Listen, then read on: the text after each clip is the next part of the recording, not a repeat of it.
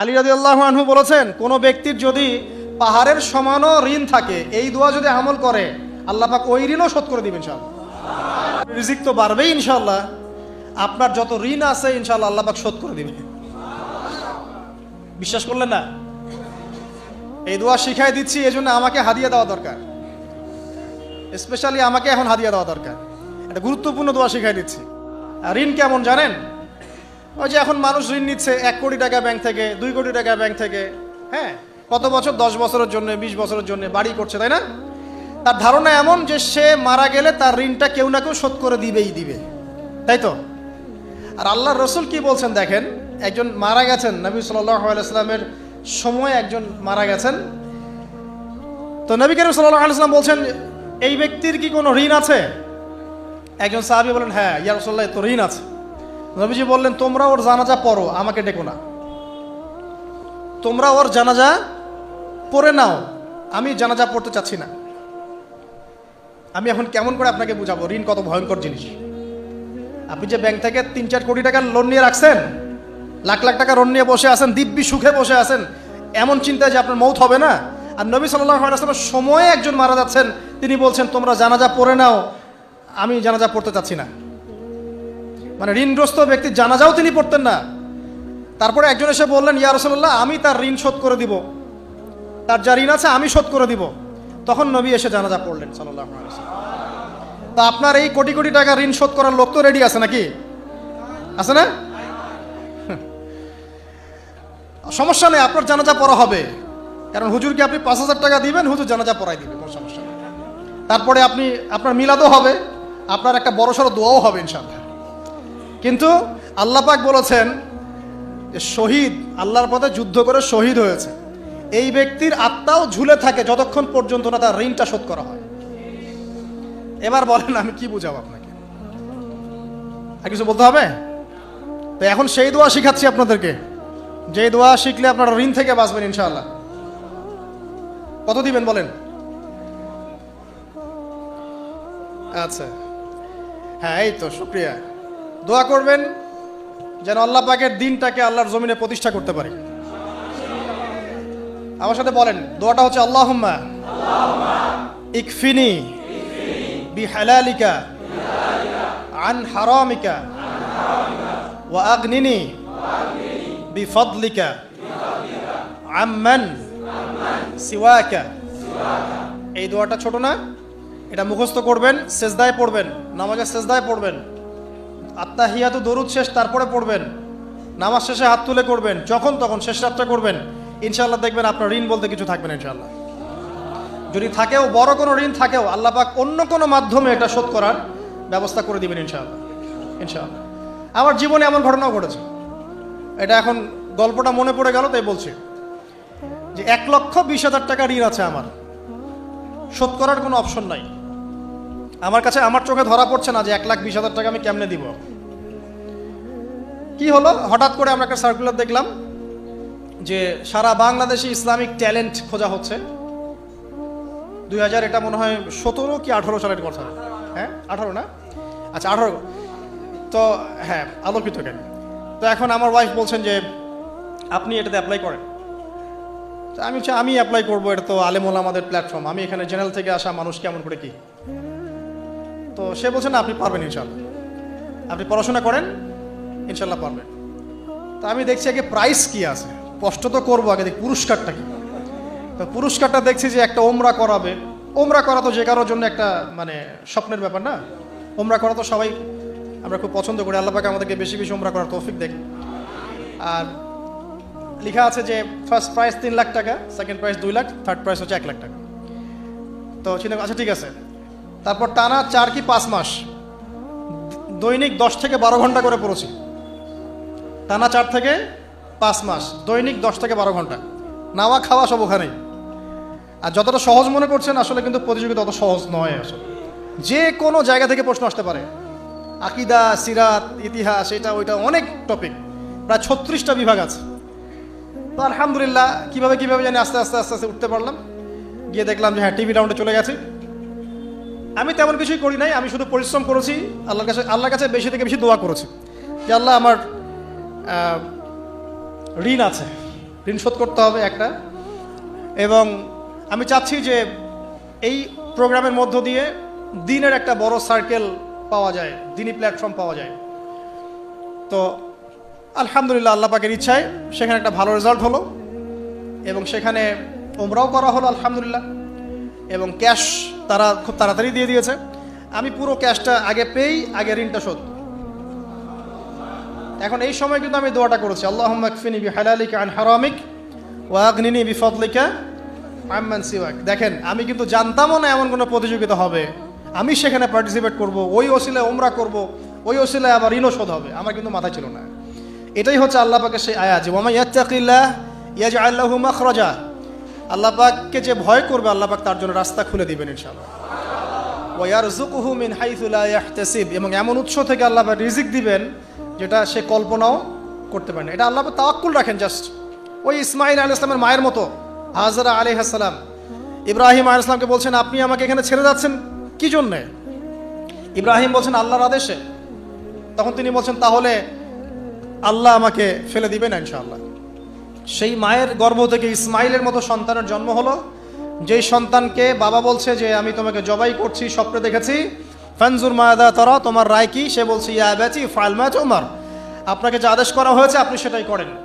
সাতাজিদুনি ইনশাআল্লাহু মিনাস সাবিরিন, ইনশাআল্লাহ আপনি আমাকে ধৈর্যশীল পাবেন। দেখেন কোন মায়ের গর্ভ থেকে কোন সন্তান। তাকে কি বাবা মানুষ করেছিলেন? না, তাকে তার মা মানুষ করেছেন। তো ওই রকম তাওয়াক্কুলকারিনী হাজরা আলাইহিস সালামের মতো মা যদি ঘরে ঘরে থাকে, বোন আর স্ত্রী ঘরে ঘরে থাকে, তখন ইসমাইলি প্রজন্ম আসবে ইনশাআল্লাহ। বেলা ঘুমানোর সময়ও আয়াতুল কুরসি তেলাওয়াত করতে হয়। এই হাদিসের রাবি হচ্ছেন আবু হুরায়রা রাদিয়াল্লাহু তাআলা আনহু, যাকে নবী সাল্লাল্লাহু আলাইহি ওয়াসাল্লাম গনিমতের মাল পাহারা দেওয়ার দায়িত্ব দিয়েছিলেন। তো প্রথম রাতে আবু হুরায়রা রাদিয়াল্লাহু আনহু লক্ষ্য করলেন যে মাল চুরি করার জন্য একজন এসেছে। তিনি চোরকে ধরলেন। চোর খুব অনুনয় বিনয় করলো যে আমার অবস্থা খুব খারাপ, খুব দরিদ্র, আমাকে ছেড়ে দাও। আবু হুরায়রা রাদিয়াল্লাহু আনহু তাকে ছেড়ে দিলেন। পরের রাতে সেই চোর আরও একবার আসলো, তিনি আবার তাকে ধরলেন, আবারও ছেড়ে দিলেন। তৃতীয় রাতে তিনি তাকে ধরলেন এবং বললেন এবার তোমাকে আমি ছাড়বো না। তখন সেই ব্যক্তি বিখ্যাত সাহাবী আবু হুরায়রা রাদিয়াল্লাহু আনহুকে বলছেন যে আমি তোমাকে বিশেষ একটা আমল শিখিয়ে দিব, যে আমলটা করলে পরে রাতের বেলা শয়তান তোমার নিকটবর্তী হবে না।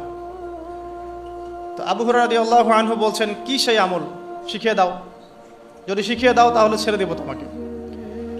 তখন সেই ব্যক্তি বলছে যে রাতের বেলা কেউ যদি আয়াতুল কুরসি তেলাওয়াত করে ঘুমানোর সময়, সেই ব্যক্তির ধার কাছেও শয়তান আসবে না ইনশাআল্লাহ, এবং আল্লাহ পাকের পক্ষ থেকে একজন ফেরেশতা তাকে পাহারা দিবে ইনশাআল্লাহ। তো রাসূলুল্লাহ সাল্লাল্লাহু আলাইহি ওয়াসাল্লাম পরের দিন ফজরের নামাজে আবু হুরায়রা রাদিয়াল্লাহু আনহুকে দেখে মুচকি মুচকি হাসছেন যে তোমার রাতের সাথীর কি খবর? কারণ ওহীর মাধ্যমে নবী সাল্লাল্লাহু আলাইহি ওয়াসাল্লাম আগেই জেনেছেন কি হয়েছে গত রাতে। এটাই আল্লাহ পাকের ওয়াহী, যেটা কোনো বিজ্ঞান যুক্তি দর্শনের ব্যাখ্যায় আসবে না। আসবে? আসবে না। তো আবু হুরায়রা রাদিয়াল্লাহু আনহু বলছেন যে আমি তো ইয়া রাসূলুল্লাহ তাকে ছেড়ে দিয়েছিলাম, পরে আবার এসেছে, আবার ধরেছি, আবার ছেড়ে দিয়েছে, আবার এসেছে, এবার ছাড়বো না পণ করেছিলাম, কিন্তু এবার সে আমাকে একটা আমল শিখিয়ে দিয়েছিল, তো এই আমল শেখানোর বদৌলতে আমি ওকে ছেড়ে দিয়েছি। কি আমল? রাতের বেলা আয়াতুল কুরসি তেলাওয়াত করলে শয়তান নিকটবর্তী হবে না, এবং রাতের বেলা একজন ফেরেশতা আল্লাহর পক্ষ থেকে ওই ব্যক্তিকে পাহারা দিবে ইনশাআল্লাহ। তো রাসূলুল্লাহ সাল্লাল্লাহু আলাইহি ওয়াসাল্লাম বলছেন এই কথা শুনে যে যে তোমার কাছে এসেছিল সে হচ্ছে ইবলিস, শয়তান। সে যতগুলো কথা বলে তার বেশিরভাগ কথাই সে মিথ্যা বলে, তবে এই কথাটা সে সত্য বলেছে। তার মানে আয়াতুল কুরসির ফজিলত কে জানিয়ে দিল? তাহলে জ্ঞান যদি সত্য হয়, জ্ঞানটা যদি সত্য হয়, মানে আল্লাহ এবং তার রাসূলের দলিল থাকে সেখানে, তো সেই সত্য জ্ঞানটা নেয়ার ব্যাপারে কোনো প্রতিবন্ধকতা থাকবে? থাকবে না। যে কোনো ব্যক্তি এমন কোনো কথা বলুক যেটা কোরআন এবং সুন্নাহর সাথে মিলে গেছে, এই কথা নিতে কি কোনো আপত্তি আছে? নাই। আর যে কোনো ব্যক্তি যত বড় আলেম হোক আর স্কলার হোক আর বুদ্ধিজীবী হোক না কেন, তার কথা যদি কোরআন সুন্নাহর সাথে না মেলে সেই কথা কি আমরা গ্রহণ করব? এই সহজ কথাটা মেনে নিলে কিন্তু মুসলিমদের মাঝে কোনো ইখতিলাফ থাকে না। তারপরেও হয়তো কিছু মতপার্থক্য থাকবে, সেটা ইসলামের সৌন্দর্য, সেটা ইসলামের সৌন্দর্য। যেমন আপনি ফজরের আগে বেতরের নামাজ পড়ছেন, তাহাজ্জুদের নামাজ পড়ে বেতরের নামাজ পড়ছেন, তারপরে 2 রাকাত সুন্নত পড়ছেন, তারপরে ফরজ পড়ছেন, ঠিক আছে? এই আমলটা নবী সাল্লাল্লাহু আলাইহি ওয়াসাল্লাম কর্তৃক স্বীকৃত এবং সুন্নাহ। এখন কেউ যদি ঘুমানোর আগেই বেতের নামাজ পড়ে ফেলে, ঘুমানোর আগেই সে বেতের নামাজ পড়ে ফেলে, শেষ রাত্রে যদি নফল নামাজ পড়ার সুযোগ হয় পড়লো, পরে সুন্নত পড়ে ফজরের 2 রাকাত ফরজ পড়লো, তার আমল কি বাতিল? তো বেতরের নামাজ ঘুমানোর আগে পড়লেও চলে, শেষ রাত্রে পড়লেও চলে। ইসলামের এটা সৌন্দর্য না? সৌন্দর্য। মনে করেন যে আপনি জোহরের আগে, ফরজ নামাজের আগে 4 রাকাত সুন্নত পড়লেন, পড়েন না? আচ্ছা, এটা হাদিস থেকে প্রমাণিত তো? আচ্ছা, কেউ যদি 2 রাকাত সুন্নত পড়ে হবে না? হবে না? এটার হাদিস নাই? আছে, তাহলে এটা সৌন্দর্য না? এটা সৌন্দর্য। কখনো এটা আমল করলেন, কখনো ওইটা আমল করলেন। আচ্ছা, এরকম বলতে গেলে রাত শেষ হয়ে যাবে আসলে। মানে অসংখ্য আমল আছে যেগুলো ইসলামের সৌন্দর্য। রাসূলুল্লাহ সাল্লাল্লাহু আলাইহি ওয়াসাল্লাম সাহাবা কেরামের যুগে এভাবেই সাহাবীরা আমল করেছেন। আর এখন কি হয়েছে, আমরা ওই যে হাতির 7 কানার হাতি দেখার গল্প আছে না? কেউ বলেছে হাতি হচ্ছে খাম্বার মতো, কেউ বলেছে কুলার মতো, কেউ বলেছে হাতি হচ্ছে কি বলেন, এই যে কি সুচালু কিশোর মতো। আসলে পুরো হাতি সম্পর্কে এদের কারোই ধারণা ছিল না। আমাদের সমস্যা হচ্ছে আমরা ইসলামের অংশ বিশেষকে ফলো করি, এর বাইরে কিছু পেলে আমরা মনে করি সেটা আর ইসলামে নাই। তাই হয় না? আমি যতটুকু জানি বুঝি এতটুকু আমল করি, এর বাইরে যদি কোনো দলিল থাকেও সেটা মানার ব্যাপারে আমাদের আগ্রহ থাকে না। তখনই কিন্তু ইসলামকে নিয়ে আমরা এই যে দলীয়করণে চলে যাই, আর আস্তে আস্তে মুসলিম উম্মার ঐক্যটা নষ্ট হয়। ঐক্য নষ্ট হতে হতে আজকে কি অবস্থা এটা তো দেখতেই পাচ্ছেন। তো আগে ওই জায়গাটা শেষ করি। নবী করিম সাল্লাল্লাহু আলাইহি ওয়াসাল্লাম রাতের বেলা এই আমলটা করতেন। কি করতেন? আয়াতুল কুরসি তেলাওয়াত করতেন। আরেকটা গুরুত্বপূর্ণ আমল, সেটা হচ্ছে সূরা বাকারার শেষের 3টা আয়াত তেলাওয়াত করতেন। কয়টা আয়াত? কোন কোন হাদিসে আছে 2টা আয়াত, এই যে 3টা আয়াত কোন হাদিসে, আবার কোন হাদিসে 2টা আয়াত। কেউ যদি 2টা পড়ে তার আমল কি বাতিল হবে? আর যদি কেউ 3টা পড়ে আরো ভালো, উত্তম, ঠিক আছে। তো শেষের 3টা আয়াত হচ্ছে লিল্লাহি মা ফিস সামাওয়াতি, এখান থেকে নিয়ে ফানসুরনা আলাল কওমিল কাফিরিন পর্যন্ত। নবী সাল্লাল্লাহু আলাইহি ওয়াসাল্লাম বলেছেন রাতের বেলা কেউ যদি এই আমলটুকু করে, শুধু এতটুকুই পড়ে, সূরা বাকারার শেষের 3টা আয়াত বা 2টো আয়াত, সারা রাতের জন্য যথেষ্ট হয়ে যাবে ইনশাআল্লাহ। মানে সারা রাত নফল পড়লে যে নেকি হইতো, আপনার এই আমলটা করলে সে নেকি হয়ে যাবে ইনশাআল্লাহ। ইসলাম বলেছেন ইন্না আইনাল হক, চোখের নজর সত্য। নবী করিম সাল্লাল্লাহু আলাইহি ওয়াসাল্লাম বলেছেন চোখের বদনজর সত্য। এই যে আমরা বলি ফেসবুকে এত বেশি ছবি দিয়েন না ভাই, ছবি তুলেন না, ছবি তুলেন না, বারবার যে বলি নিষেধ করি, কারণ কি জানেন? একটাই কারণ, বিকজ চোখ লাগাটা সত্য। মানুষের চোখ লাগে, কথা বুঝতে পারেন নাই? কিন্তু এটা সত্য, কারণ নবী করিম সাল্লাল্লাহু আলাইহি ওয়াসাল্লাম যা বলেছেন সাদাকাল্লাহু ওয়া সাদাকা রাসূলুহুল কারীম। নবী যা বলেছেন, আল্লাহ যা বলেছেন চিরায়ত সত্য, এর বাইরে কোনো সত্য আছে? আচ্ছা দেখেন, আমি বললাম যে জাদুবিদ্যা সত্য। এই জাদুবিদ্যার চর্চা মানুষ করে, এখনো করে, এবং এই জাদু দিয়ে মানুষের ক্ষতি করার জন্য জিনের প্রয়োজন হয়, দুষ্ট জিন। এই জিনগুলোকে মানুষ তাবে করে মানুষের ক্ষতি করার চেষ্টা করে। দেখবেন এখন গ্রামে গঞ্জে শহরে সব জায়গায় ছড়িয়ে পড়েছে না? দেখবেন, খুব সতর্ক থাকবেন। আমি পরে সলিউশন বলছি আপনাদেরকে। আরেকটা বলেছি, নবী সাল্লাল্লাহু আলাইহি ওয়াসাল্লাম বলেছেন চোখের বদনজর এমন সত্য যে একটা উটকে এই রান্নার ডেকচির মধ্যে ঢুকায় ফেলতে পারে। একজন সাহাবী গোসল করছিলেন, গোসল, এটা হাদিস সহিহ। এই যে আলেম ওলামা যারা আছেন তারা জানেন যে এই হাদিস সহিহ। একজন সাহাবী গোসল করছেন, তার গায়ের চামড়াটা খুব সুন্দর ছিল, একদম স্কিনটা অনেক সুন্দর থাকে না এমন কিছু মানুষ? আচ্ছা, এখন আরেকজন সাহাবী এই গোসল দেখছেন দূর থেকে, দেখে বলছেন যে কি চমৎকার তার শরীরের রংটা, যেন কুমারী নারীর মতো, অনেকটা এমন একটা কথা তিনি বলেছিলেন। সাথে সাথে এই সাহাবী অজ্ঞান হয়ে পড়ে গেছে।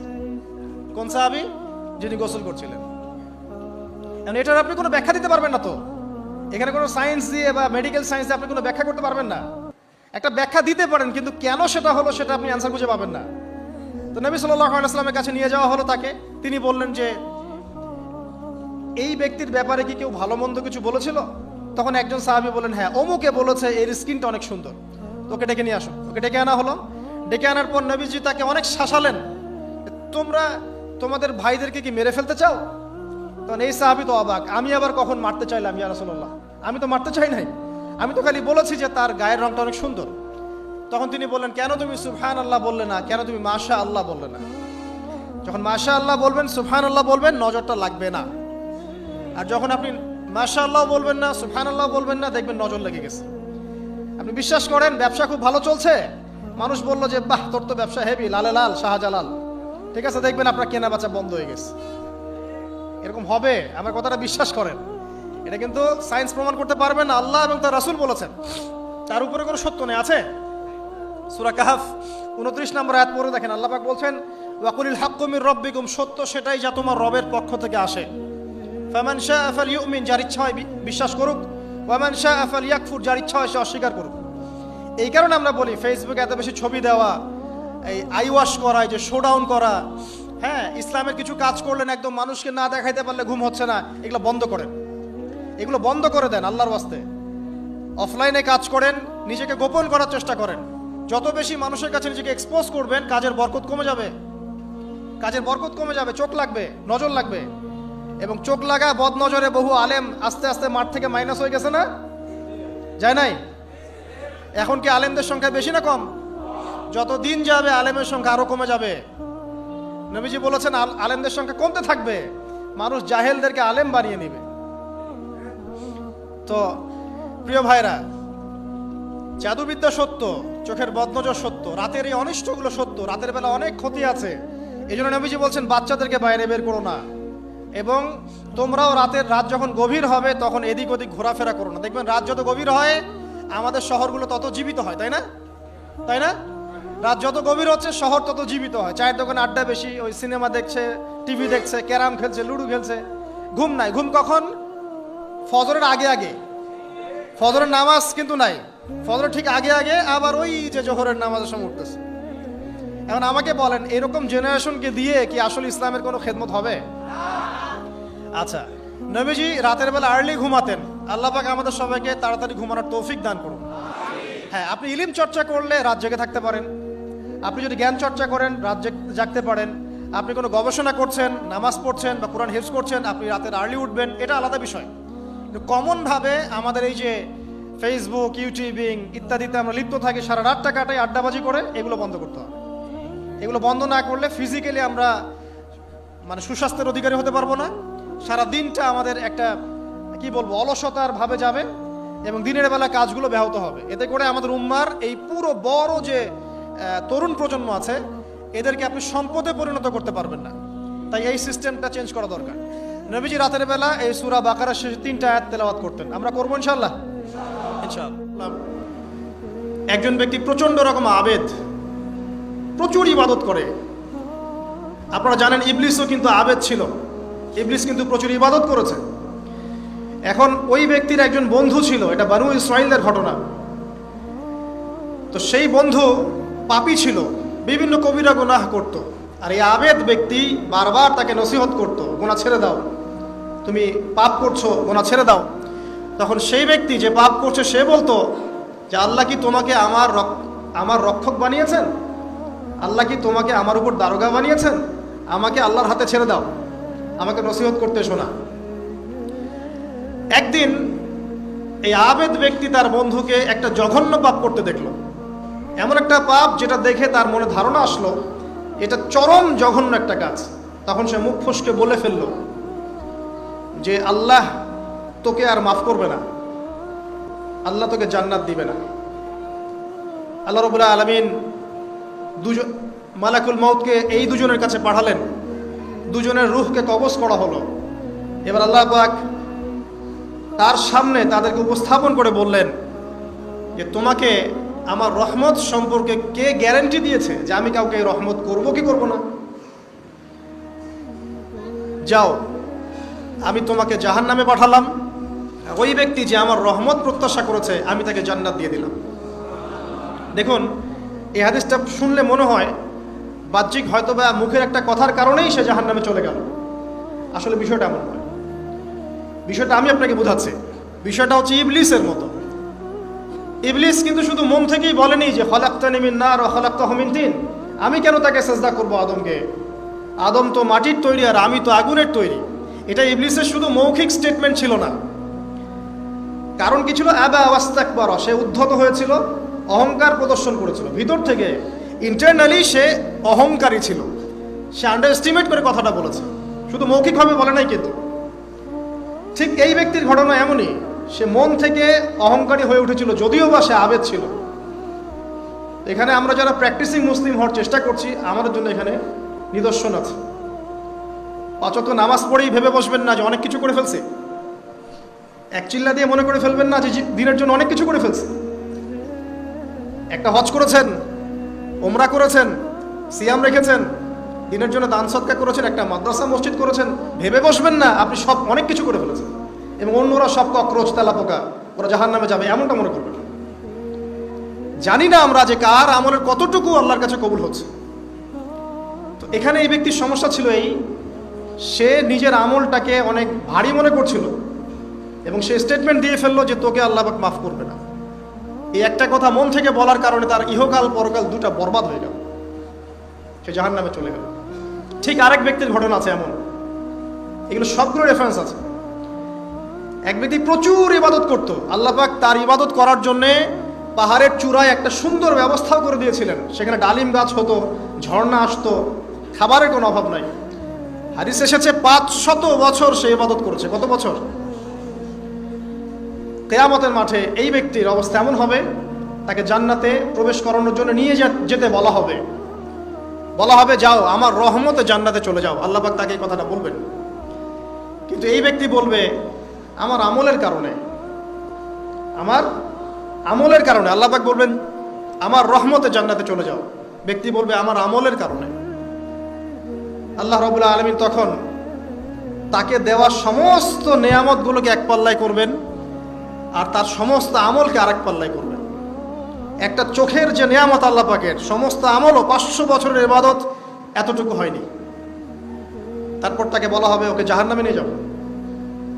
এবার জাহান্নামে যাওয়ার সময় সে বলবে আল্লাহ তোমার রহমতে আমাকে মাফ করে দাও। তখন আল্লাহ পাক তাকে আবার ডেকে নিয়ে আসবেন, বলবেন যে তোমাকে যে আমি ইবাদত করার জায়গা করে দিয়েছিলাম, এটা কি তুমি নিজে করেছো না আমি করেছি? সে বলবে আপনি করেছেন। তোমাকে যে আমি সৃষ্টি করেছিলাম তখন কি তুমি কোনো আমল করেছিলে? বলবে না।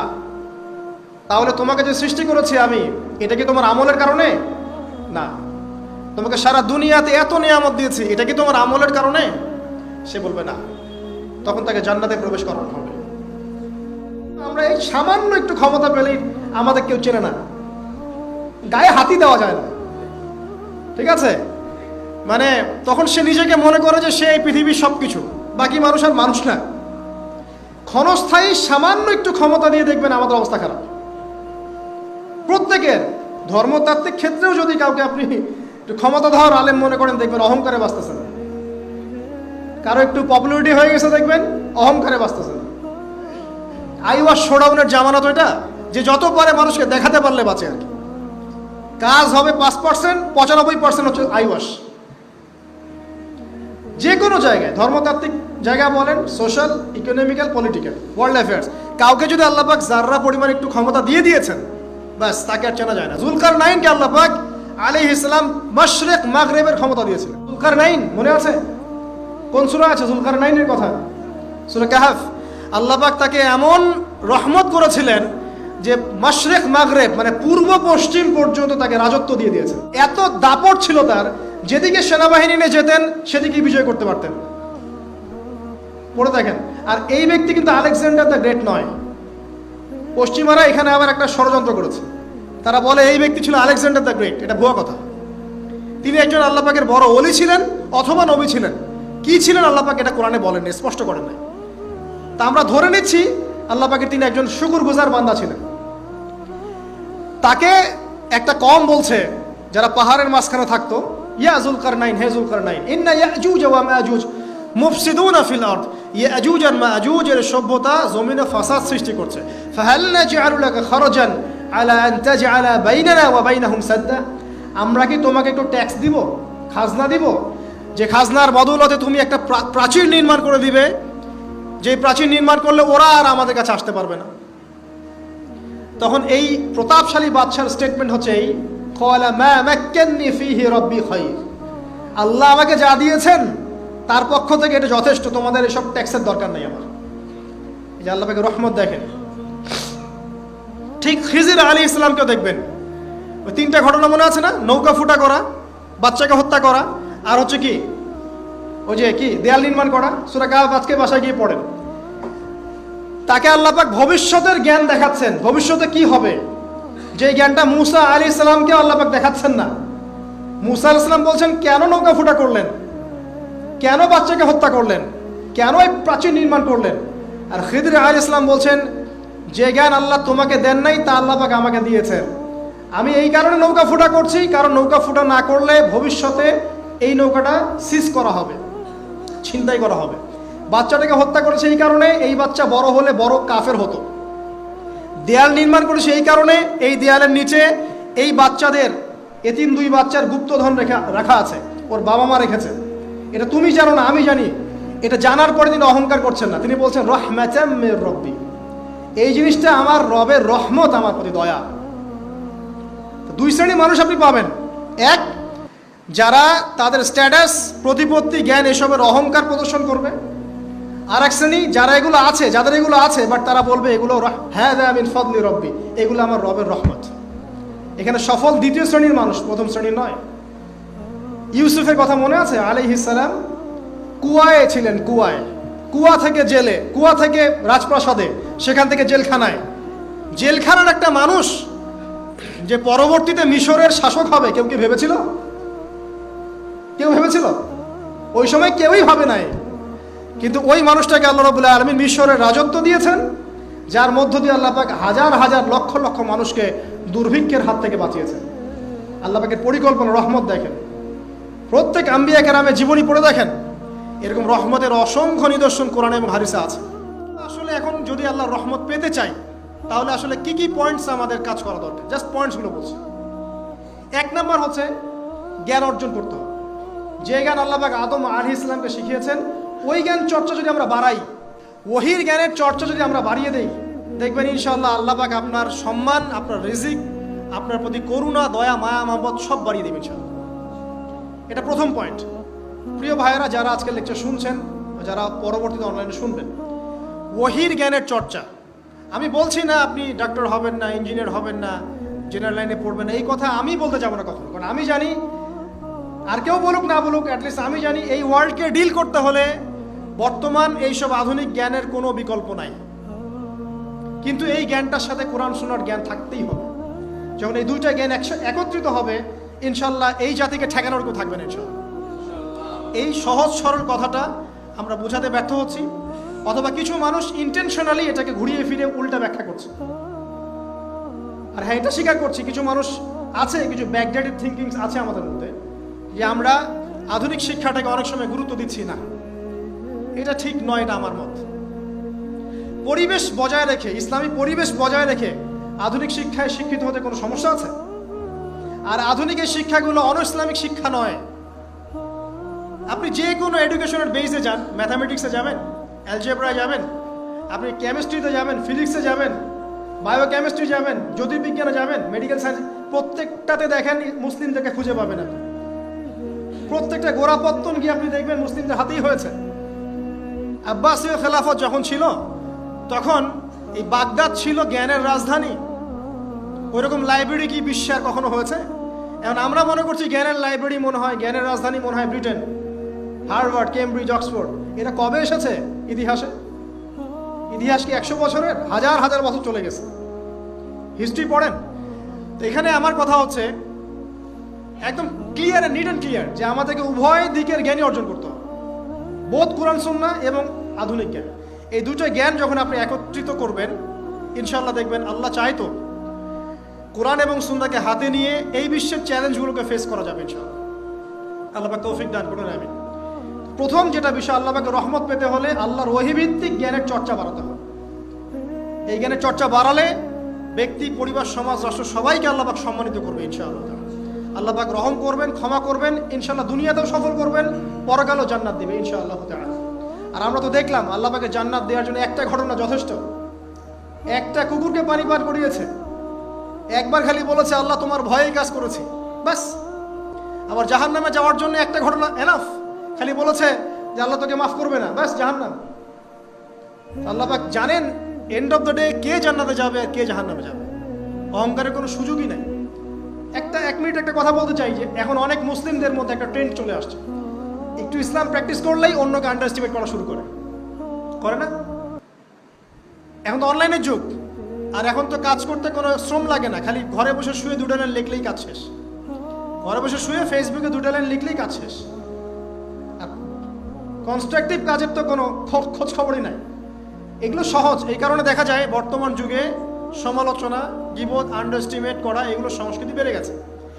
এগুলোর মধ্য দিয়ে আমরা দিন পালন করার পরেও ক্ষতির মধ্যে আছি। এমন হতে পারে যে ব্যক্তি বা যে দল বা যে রাজনৈতিক দল বা যে ধর্মীয় দল যার বিরুদ্ধে আমি নিজের কলমগুলো ঘোরাচ্ছি, হতে পারে তার মধ্যে এমন মানুষ আছে যে আমার আগে জান্নাতে চলে যাবে, হতেই পারে। আর আমি যে নিজেকে এত বড় করে ফখর করছি, কে জানে এন্ড অফ দ্য ডে আমি জান্নাতে যাবো কি যাবো না, কোনো গ্যারান্টি আছে? কোনো গ্যারান্টি নাই। সো এখন আমরা যারা ইসলাম প্র্যাকটিস করছি আমাদের সতর্ক হওয়া উচিত, নিজের পরকালের ফিকিরটা করি। আল্লাহ পাক বোঝার তৌফিক দান করুন, আমিন। 2 নাম্বার যেটা বলবো যে রাসূলুল্লাহ সাল্লাল্লাহু আলাইহি ওয়াসাল্লামের রেখে যাওয়া যে আদর্শ এবং সুন্নত, এর চর্চা যারা বাড়িয়ে দিবে আল্লাহ পাক রহম করবে ইনশাআল্লাহ।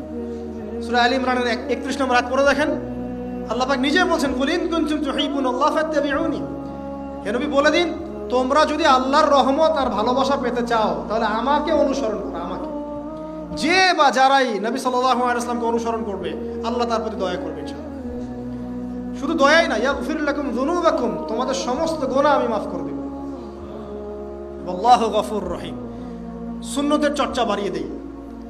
শুধু তাই নয়, কেউ যদি দিন নবী সাল্লাল্লাহু আলাইহি ওয়াসাল্লামের উপরে বেশি বেশি দরুদ শরীফ পড়ে, আল্লাহুম্মা সাল্লি আলা মুহাম্মাদ ওয়া সাল্লিম পড়তেই থাকে, দরুদ ইব্রাহিম বা সংক্ষিপ্ত দরুদগুলো, আল্লাহ পাক একবার দরুদ পড়লে 10 বার রহম করবে ইনশাআল্লাহ। যেই নবীর আদর্শ মেনে চললে আল্লাহ পাক ভালোবাসবেন, সেই নবীর নাম উচ্চারিত হলে দরুদ পড়লেও আল্লাহ পাক রহম করবে ইনশাআল্লাহ। 4, সৃষ্টির সেবা করলে রহম পাওয়া যাবে। আল্লাহ পাক বলছেন তোমরা সৃষ্টির সেবা করো, মানবতার সেবা করো, জমিনবাসী যারা আছে ওদের প্রতি রহম করো, আল্লাহ তোমাদের প্রতি রহম করবে ইনশাআল্লাহ। 5, রহমত পেতে হলে আল্লাহর জিকির বাড়িয়ে দিতে হবে। আল্লাহর জিকির মানে সকাল সন্ধ্যা আল্লাহ পাকে যত জিকির আজগার আছে এগুলো ছাড়া যাবে না। চলতে ফিরতে অলওয়েজ আল্লাহকে ডাকতে হবে, সুবহানাল্লাহ, আলহামদুলিল্লাহ, ওয়ালা ইলাহা ইল্লাল্লাহ, আল্লাহু আকবার, লা হাওলা ওয়ালা কুওয়াতা ইল্লা বিল্লাহ। যে কাজ আপনি করছেন ওই কাজের মধ্যেই জিকির বাড়াতে হবে। যে যত বেশি আল্লাহ পাকে জিকির করবে তার কলব তত জিন্দা থাকবে, এবং যার কলব জিন্দা থাকবে, যার কলবের মধ্যে নূর থাকবে, আল্লাহ পাকের নূর তার কলবে আসবে ইনশাআল্লাহ তাআলা। 6, বেশি বেশি কোরআন তেলাওয়াত বাড়িয়ে দিতে হবে। কোরআন তেলাওয়াত যারা বাড়িয়ে দিবে এই কোরআনের বদৌলতে আল্লাহ পাক তার প্রতি রহম করবে ইনশাআল্লাহ। আরো বলবো 7 নাম্বার যে সালাত এর কোনো বিকল্প নাই। নবী সাল্লাল্লাহু আলাইহি ওয়াসাল্লাম ইন্তেকালের আগ মুহূর্তে বলে যাচ্ছেন, আসসালাত ওয়াস সালাত ওয়া মা মালাকাত আইমানুকুম, নামাজের যত্ন নিও, নামাজের যত্ন নিও, আর তোমাদের অধীনস্থ যারা আছে ওদের ব্যাপারে খেয়াল রেখো। নামাজ নাই ইসলাম নাই, নামাজ আছে তো ইসলাম আছে। তো নামাজের তাবেদারি যারা করবে, 5 ওয়াক্ত নামাজ ঠিকঠাক মতো করবে, ইনশাআল্লাহ অবশ্যই আল্লাহ পাক তাদের প্রতি রহম করবেন ইনশাআল্লাহ। আরো বলতে চাই তাহাজ্জুদের কথা। যারা একটু তাহাজ্জুদের নামাজে অভ্যস্ত হতে পারবেন, ওই সময়টা আল্লাহ পাকের রহমত নেমে আসে, বর্ষিত হয়। যারা তাহাজ্জুদের সালাতে অভ্যস্ত হবে আল্লাহ পাক তাদের প্রতি রহম করবে ইনশাআল্লাহ। 9 বলতে চাই দিনই মেহনত বাড়িয়ে দেওয়া।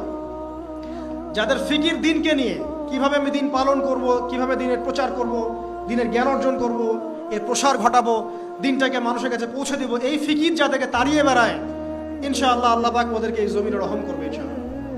আল্লাহ পাক দাওয়াতি কাজ বাড়িয়ে দেন, দিনের ফিকির বাড়িয়ে দেন, ইনশাআল্লাহ তাআলা আল্লাহ পাকের রহমত পাওয়া যাবে ইনশাআল্লাহ। আরেকটা কথা আছে 10-এ গিয়ে বলবো, পিতামাতার খেদমতের কথা। পিতামাতার খেদমত এমন একটা জিনিস যেটা করলে পরে আল্লাহর রহমত নেমে আসে। একজন ব্যক্তি কবিরা গুনাহ করেছে, নবীর কাছে গিয়ে বলছে আমার ক্ষমার কি কোনো রাস্তা আছে? নবী সাল্লাল্লাহু আলাইহি ওয়াসাল্লাম বলছেন তোমার মা কি বাসায় আছে, জীবিত আছে? হ্যাঁ জীবিত আছে। বাসায় যাও, তোমার মায়ের খেদমত করো, তোমার সমস্ত গুনাহ মাফ হয়ে যাবে ইনশাআল্লাহ। আপনার ওয়াইস কারণীর নাম শুনেছেন না? শুনেছেন না? তাকে এত বড় মর্যাদা দেওয়া হবে কিয়ামতের মাঠে। এর পিছনে কারণ কি জানেন? সেই ব্যক্তি মাশাআল্লাহ তার মায়ের খেদমত করত। 3 বার বলেছেন নবী সাল্লাল্লাহু আলাইহি ওয়াসাল্লাম আমাদের সবচেয়ে সেরা এবং ভালো ব্যবহার পাওয়ার অধিকার হচ্ছে মায়ের, তারপরে মায়ের, তারপরেও মায়ের, তারপর বাবা। পিতামাতার খেদমত করলে আল্লাহর রহমত নেমে আসে। আর একজন ব্যক্তি বলছিল আমার বাসায় তো মাও নাই ইয়া রাসূলুল্লাহ, আমি কি করব? তখন নবীজি বলছেন তোমার কি খালা আছে? খালা বেঁচে আছে? খালা বেঁচে আছে, খালার খেদমত করো। এখনকার এই বিশ্বে দেখেন সম্পর্কগুলো কিন্তু ভেঙে যাচ্ছে। পিতা মাতা, ভাই বোন, আত্মীয় স্বজন, প্রতিবেশীর তো খবরই নেই। আমি তো জানি না আমার পাশের ফ্ল্যাটে কে থাকে। হ্যাঁ, অবস্থা এমন। তো সমাজের উপকার করলে, জনকল্যাণমূলক কাজ করলে, পিতামাতার খেদমত করলে, আত্মীয়তার বন্ধন অটুট রাখলে এবং অন্যের সমস্যার সমাধান করার জন্য মানব সেবামূলক কাজ করলে আল্লাহর রহমত নেমে আসে। আজকে আমি 10টা বলেছি, ছাড়া আরো অনেক কাজ আছে যেগুলো নিয়মিত করতে থাকলে আল্লাহ রাব্বুল আলামিনের রহমত নেমে আসে। মোটা দাগে জ্ঞান অর্জন, মোটা দাগে নবী সাল্লাল্লাহু আলাইহি ওয়াসাল্লামের সুন্নাহ অনুসরণ, আল্লাহর ওহীর জ্ঞানের প্রচার প্রসার ঘটানো, দিনকে নিয়ে ভাবা, দিনের ফিকির করা, কোরআন তেলাওয়াত বাড়ানো, জিকির বাড়ানো, বেশি বেশি ইস্তেগফার করা, তওবা করা, বেশি বেশি ইস্তেগফার করা, আল্লাহর কাছে দোয়া করা, নামাজ তাহাজ্জুদ বাড়িয়ে দেয়া, আত্মীয়তার সম্পর্কগুলো বজায় রাখা, ঠিক আছে, আল্লাহ পাকের জমিনে দিনের প্রচার প্রসারের চেষ্টা করা এবং সর্বোপরি ঈমান, ইসলাম এবং তাকওয়া বজায় রেখে যারা চলবে ইনশাআল্লাহ আল্লাহ পাক এই দুনিয়াতেও তাদের প্রতি রহম করবেন ইনশাআল্লাহ, পরকালেও তাদের প্রতি রহম করবেন ইনশাআল্লাহ আযজা ওয়া জাল। সর্বশেষ একটা হাদিস বলে শেষ করছি। রাসূলুল্লাহ সাল্লাল্লাহু আলাইহি ওয়াসাল্লাম বলেছেন আল্লাহ রাব্বুল আলামিন যখন এই পুরো মহাবিশ্ব সৃষ্টি করেছেন তার রহমতটাকে তিনি 100 ভাগে ভাগ করেছেন। কত ভাগে? 100 ভাগে। তার অনলি একটা ভাগ, মাত্র একটা ভাগ আল্লাহ রাব্বুল আলামিন পুরো মহাবিশ্বে ছড়িয়ে দিয়েছেন, এক ভাগ।